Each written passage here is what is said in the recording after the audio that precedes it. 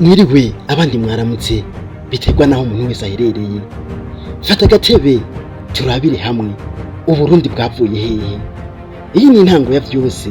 Reka Uburundi duhere kwiremwa ry'isi kugeza na none ubu. Ariko imbere yaho reka manzi ndakwibutsa ikintu.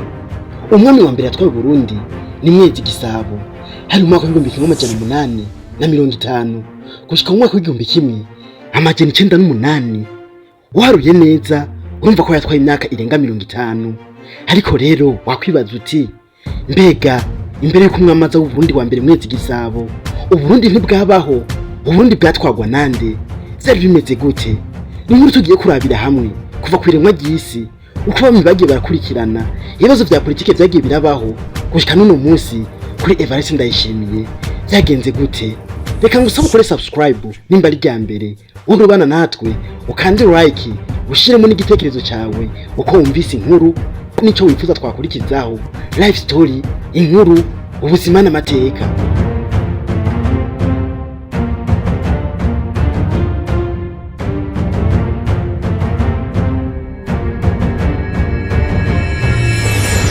Ubwa mbere na mbere Imana yari mw'ijuru n'isi iza kurema isi hezo n'agataka ku Burundi. Igihugu cy'u Burundi cyabaye kuva kera. Imana yakiremanye n'isi.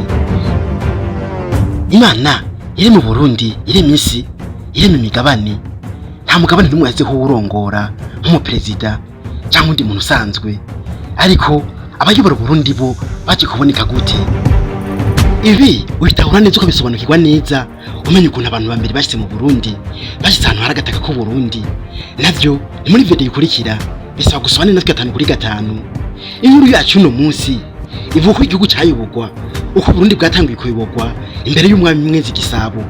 Yaje kuyobora Burundi nk'umwami wa mbere mu mwaka w'1850 gushika mu mwaka w'1908.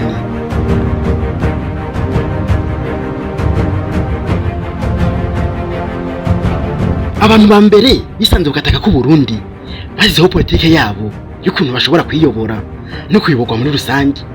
Igihugu cy'u Burundi nticagira leta n'imwe ikomeye niyaje mu nyuma ku mwami Mwezi Gisabo, ahubwo cyari gizwe n'imiryango karanze muri migwi cyongereza n'imisozi itandukanye, buri gace kariyobora mu buryo bwako.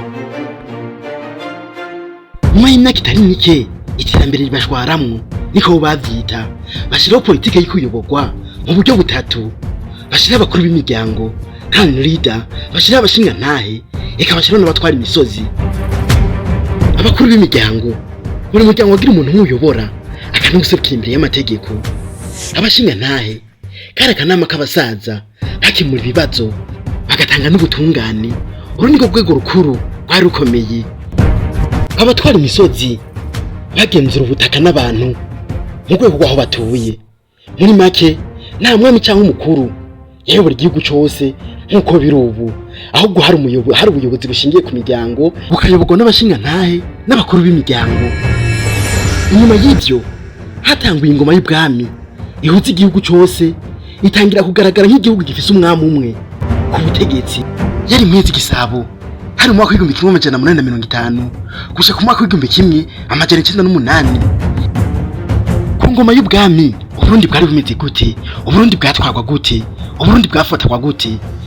Abarundi baho hambere bakiriye gute intwaro y'abami ko vyari bije ari bishasha? Kuva ku mwami wa mbere Mwezi Gisabo gushika ku mwami wa nyuma Ntare Sisi mu mwaka w'1940 gushika mu mwaka w'1966, Uburundi bwayobowe gute? Uburundi bwari butwaye gute? Ni gute Uburundi bwavuye mu ntwaro ya cami abami baragenda haza kuyobora abaperezida? Uburundi bufise amateka y'igihugu cyakozwe mu mwaka w'ideta menshi, kandi bufise amateka y'igihugu kimaze kuyoborwa n'abaperezida benshi hano mu karere. Uko Uburundi bwatwawe mbere ku ntwaro y'abami bitandukanye n'ubu ku ntwaro y'abaperezida n'ibindi byinshi nizo tugiye kuraba mu rukurikirane rw'ino video. Bisaba gukora subscribe, like, ukazurabana natwe 5 kuri 5. Ni life story, inkuru, ubuzima n'amateka.